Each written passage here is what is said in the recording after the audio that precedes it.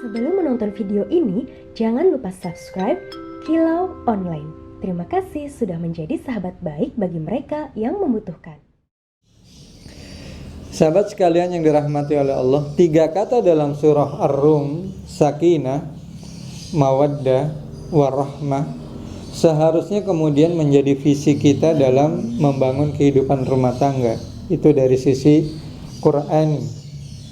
Dari sisi membangun peradaban masyarakat, yakinlah dan pahamilah, ketika kita membangun rumah tangga, pada hakikatnya kita sedang membangun peradaban.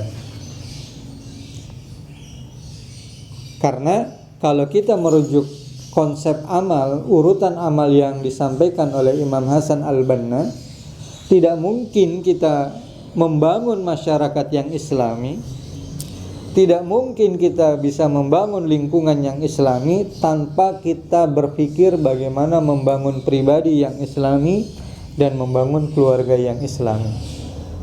Karena rumah tangga itu adalah salah satu puzzle menuju masyarakat yang islami. Dan saya berharap rumah tangga yang kita bangun sebagaimana ketika Rasulullah Sallallahu Alaihi Wasallam ditanya oleh para sahabat, "Ya Rasulullah, apa sih bedanya engkau dibandingkan nabi-nabi yang terdahulu?"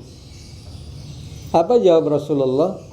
"Perbandingan saya dengan nabi-nabi terdahulu, sebagaimana orang-orang melihat sebuah bangunan yang sangat indah, semua terpesona dengan keindahan bangunan itu, dan semua sepakat. Semua berkata, alangkah sempurnanya bangunan itu kalau ditambah 1 bata lagi. Dan 1 bata itu adalah aku," kata Rasulullah. Artinya apa?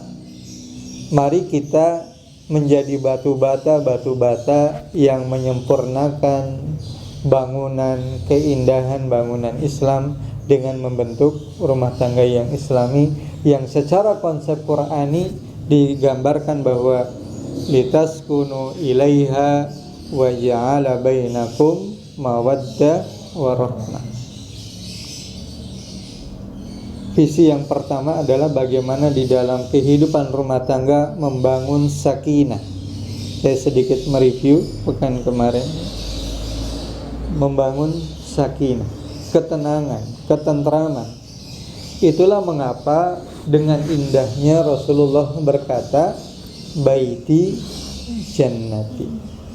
Rumahku adalah syurgaku. Artinya ini menjadi bahan evaluasi bagi kita semua.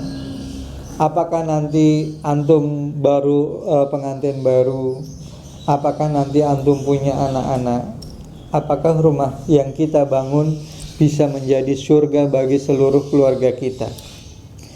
Apakah suami betah di rumah? Apakah istri betah di rumah?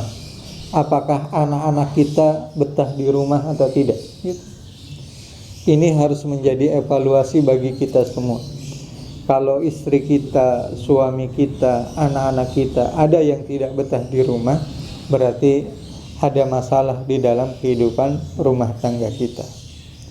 Jadi ikhwas sekalian yang dirahmati oleh Allah, dan kita lihat Allah menggambarkan dengan indah sebelum waja'ala bainakum, Allah menggambarkan dengan kalimat litaskunu ilaiha. Kalau secara bahasa, kenapa tidak ilaihima atau tidak ilaihi, tetapi ilaiha? Ya, ha itu menunjukkan jenis kelamin apa? Perempuan.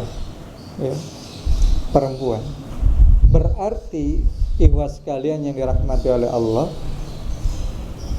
bagaimana caranya agar antum sekalian para ikhwan ini punya kecenderungan kepada perempuan? Itulah mengapa salah satu dalam proses menuju pernikahan ada yang kita kenal dengan nama khitbah. di mana dalam khitbah itu ada dua hal yang dianjurkan kita untuk melihat, wajah dan tangan. Supaya apa? Nanti antum jangan nyesel, kok tanya tangannya jempol semua ya, itu misalnya. Gitu. Ya. Oh, tangannya kok kasar ya, gitu. Ya. Karena memang ikhwas sekalian, masya Allah, wanita itu kan melambangkan keindahan. Saya nanyanya ke laki-laki, ke perempuan. Betul nggak wanita itu melambangkan keindahan?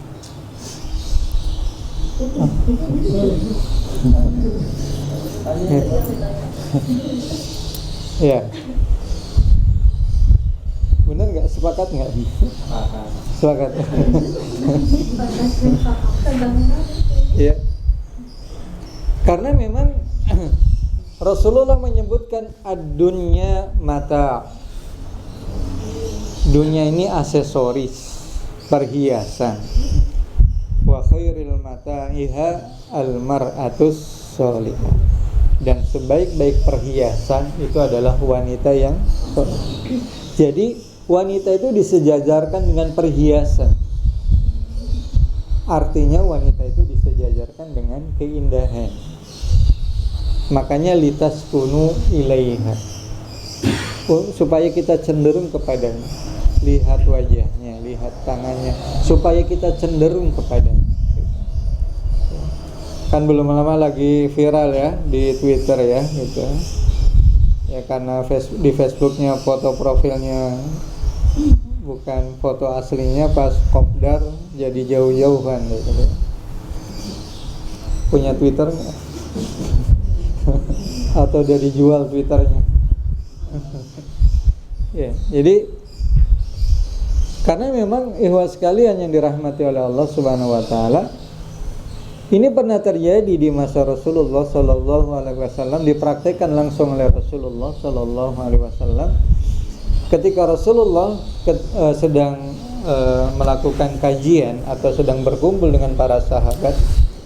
Tiba-tiba ada seorang wanita yang dengan beraninya berdiri dan kemudian berkata kepada Rasulullah, "Ya Rasulullah, nikahi saya." Peristiwa ini menunjukkan bahwa bukan sebuah aib kalau seorang akhwat misalnya minta untuk dinikahi oleh seorang ikhwan yang kita yakini bahwa ikhwan itu agamanya baik. Ya. Sekali lagi, bukan seorang aib bagi seorang wanita kemudian meminta ikhwan itu untuk menikahi dirinya kalau kita yakin ikhwan itu pas menurut kita sebagaimana yang dicontohkan oleh oleh sahabiah tadi. Dan antum perhatikan, tentu perlu keberanian yang luar biasa. Itu di forum umum, dilihat hampir seluruh orang yang hadir waktu itu, berdiri dan kemudian langsung mendeklarasikan, "Ya Rasulullah, nikahi saya." Ini luar biasa akhwatnya. Dia harus menabrak rasa malunya untuk berani bicara di hadapan umum agar dinikahi oleh Rasulullah. Dan apa yang dilakukan oleh Rasulullah? Rasulullah kemudian melihat dan kemudian beliau menundukkan kepala. Ya cukup sampai situ gitu. Jangan dipelototin gitu ya. Lihat, oh tampaknya Rasulullah kemudian tidak berkehendak kepada perempuan tersebut. Dan dalam kondisi tegang, tiba-tiba berdirilah seorang sahabat pahlawan ya, menyelamatkan rasa harga diri perempuan tersebut. "Ya Rasulullah, bagaimana kalau akhwat itu buat saya?" Oh. Ada nggak yang berani ikhwan kayak gitu? Ada nggak? Tapi kita lihat bagaimana Rasulullah memuliakan wanita. Jangan mentang-mentang, mohon maaf, dalam tanda kutip kan berarti perempuan itu tertolak oleh Rasulullah. Bukan berarti kemudian perempuan itu tidak ada nilainya di hadapan orang lain ketika ditolak oleh Rasulullah. Sehingga dengan mentang-mentang laki-laki tadi langsung ketika saya mau ya Rasulullah langsung dinikahkan, tidak. Rasulullah kemudian bertanya, "Kamu punya apa? Apakah kamu punya perhiasan?" "Tidak ya Rasulullah." apakah kamu punya cincin besi? Enggak ya Rasulullah. Pulang dulu, cari di rumahmu adakah yang layak untuk bisa dijadikan mahar. Kita lihat bagaimana seorang perempuan rendah hati tetapi tetap dimuliakan oleh Rasulullah SAW dengan memuliakan wanita. Itulah subhanallah, sekali lagi pernah saya sampaikan di sini, Islam itu adil.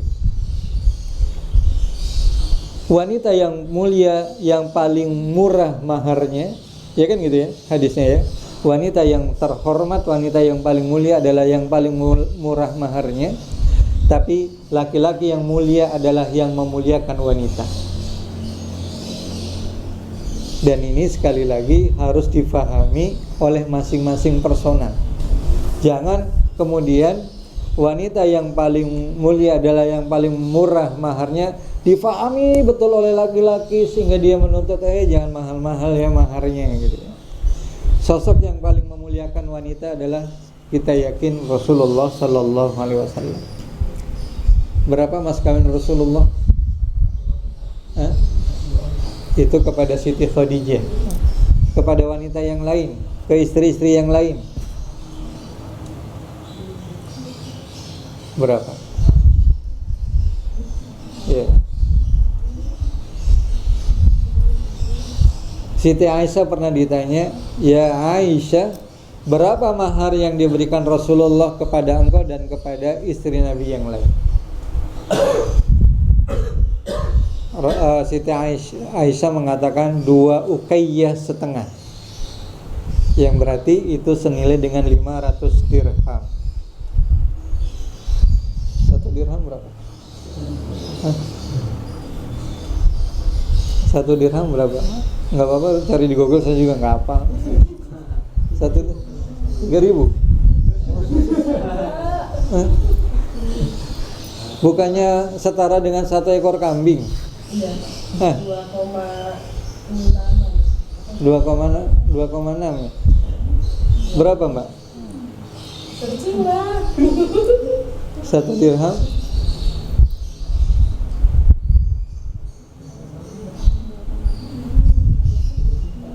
Berapa? 3.800.000. Ya, setara 1 nilai kambing kan? Betul berarti ingatan saya. Ya, setara 1 berarti Masya Allah 500 ekor kambing. Berapa juta tuh? Kalau ngitungnya mudah 4 juta, ada ahli statistik ya. 4 juta kali 500 berapa tuh? 20 M ya? Ya 20 M ya? Masya Allah. Kaya Rasulullah sallallahu. Jadi klop ya. Satu sisi wanita jangan mahal-mahal maharnya, tapi Rasulullah mencontohkan itulah salah satu cara memuliakan wanita. Ya. Kalau saya ditanya berapa yang mahal? Ya. Jadi ibu sekalian yang dirahmati oleh Allah, dan betul laki-laki tadi yang disuruh cari barang berharga itu kembali kepada Rasulullah. Ya Rasulullah, saya nggak punya apa-apa di rumah, nggak, hatta cincin besi juga nggak punya. Maka kemudian Rasulullah bertanya, kamu punya hafalan apa?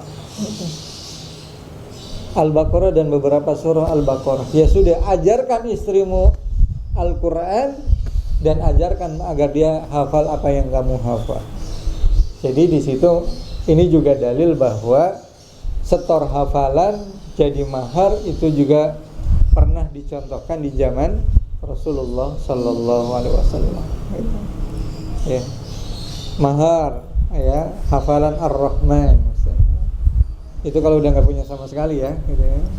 Tapi tetap mahar idealnya harta. Mahar idealnya adalah harta. Kenapa?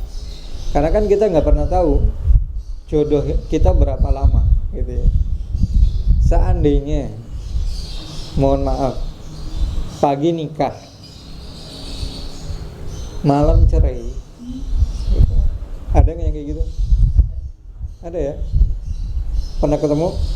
Ya. Saya pernah menemukan juga, gitu ya. Tiba-tiba orang tuanya, Pak Selamat anak saya kabur gitu. Ya.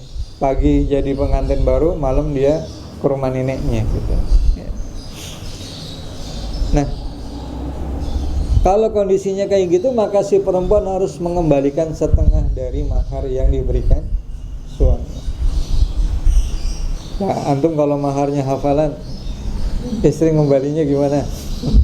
Misalnya hafalan Al-Baqarah apa yang paling pendek lah, misalnya Al-Ikhlas gitu. Jadi apakah dikembalikan sampai Allahus Somad gitu? Kan setengah ya, setengah harus dikembalikan ya gitu. Ya, biar cerai gitu ya, hafal.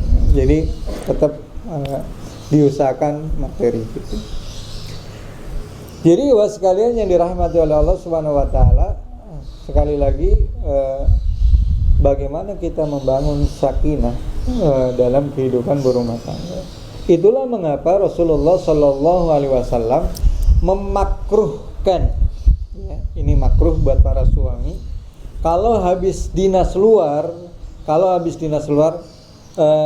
kalau zaman dulu nggak ada alat komunikasi ya, itu pulangnya mendadak tiba-tiba, gitu. Apalagi malam-malam ketok-ketok gitu ya.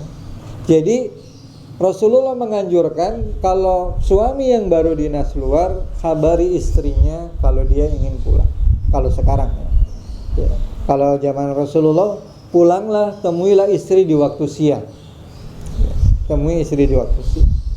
Kalaupun malam, ya beri kesempatan istri untuk berdandan terlebih dahulu.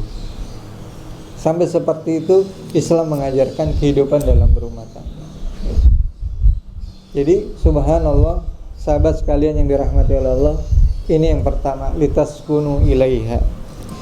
Yang kedua, wa ja'ala bainakum mawaddah. Cinta itu karena kelebihan. Dipahami nggak maksudnya? Yang dimaksud cinta itu karena kelebihan.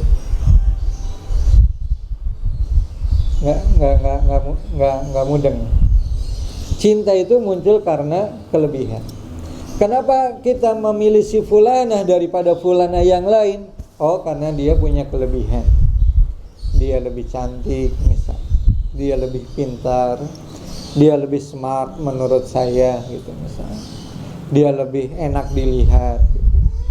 Dia lebih tinggi dari kata cantik. Apa itu? Lebih tinggi dari kata cantik. Di atas cantik apa? Nggak tahu. Rupanya belum berpengalaman. Di atas kata cantik menarik. Ya, kan istri suka nanya, kenapa sih milih saya gitu? Di atas cantik. Apa itu menarik? Yang cantik banyak, tapi yang menarik gitu ya. Jadi mawaddah, cinta itu muncul karena ikhwah punya kelebihan, akhwat juga punya kelebihan di mata pasangannya gitu. Itulah mengapa kemudian muncul cinta. Oleh karena itu maka eksplorasi kelebihan antum sekalian yang menyebabkan pasangan antum semakin mawaddah, semakin cinta.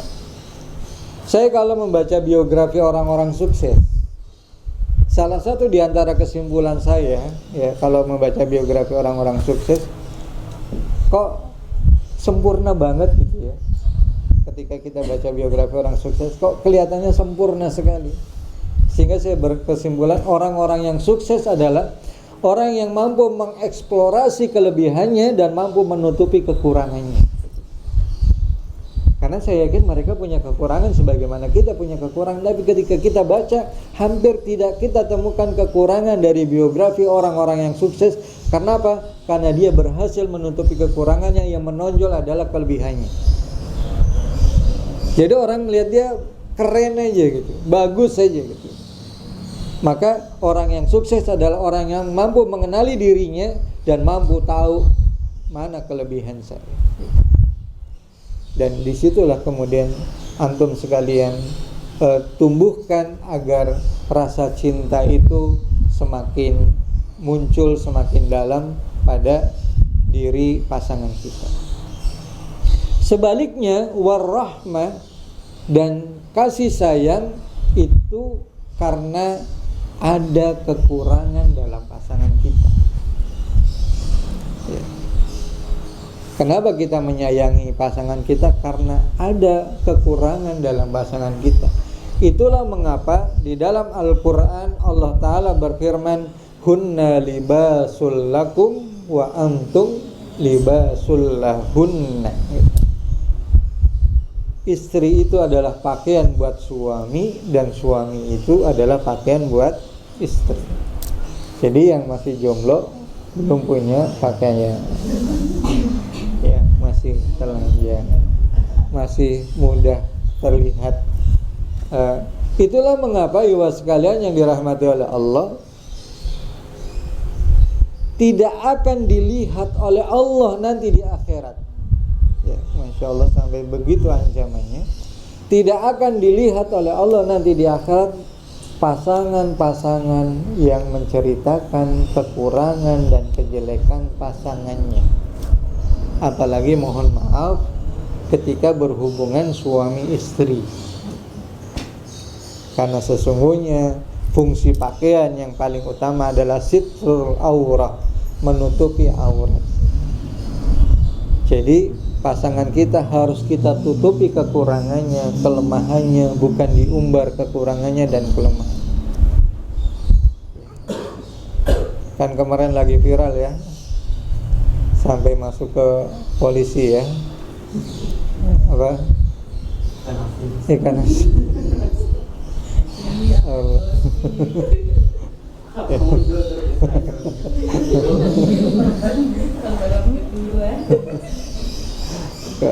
Sampai begitu ya.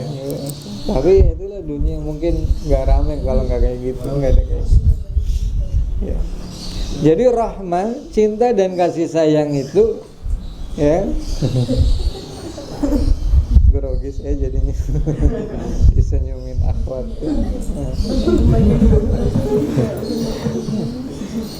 Ya, kasih sayang muncul karena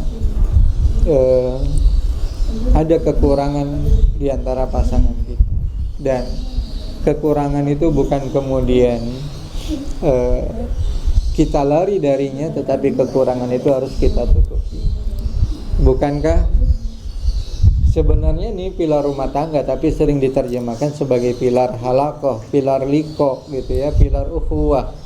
Yaitu pilar rumah tangga itu dimulai dari ta'aruf, dinaikkan kapasitasnya menjadi tafahum, dan kemudian dinaikkan kapasitasnya menjadi takaful, saling melengkapi, saling menutupi.